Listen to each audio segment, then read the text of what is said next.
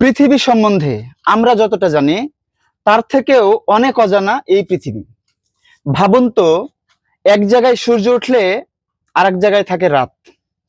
আবার আরেকটা মজার বিষয় হচ্ছে কি জানেন, নরওয়ের কিছু কিছু গ্রাম আছে যে গ্রামগুলোতে 6 মাস যদি সূর্য ওঠে তাহলে আর কখনো সূর্য ডুবে না।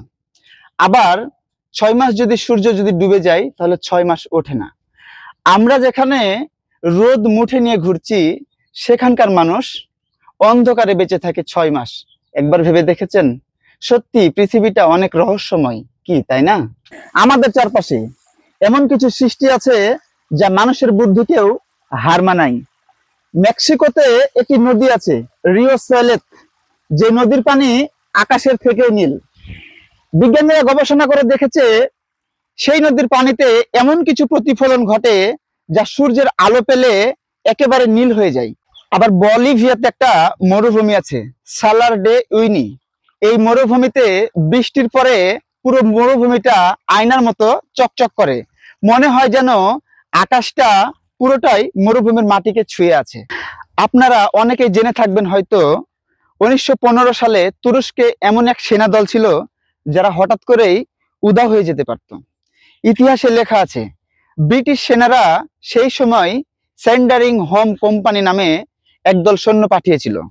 তারা মেঘের মধ্যে ঢুকেছিল ঠিকই, পরে তারা ফিরে আসতে পারেনি। কেউ বলে এটা প্রাকৃতিক বিপর্যয়, আবার কেউ বলে এটা সময়ের ছিদ্র বা টাইম ট্রাভেল। সঠিকভাবে কেউই আজ পর্যন্ত বলতে পারেনি সেদিন কি ঘটেছিল।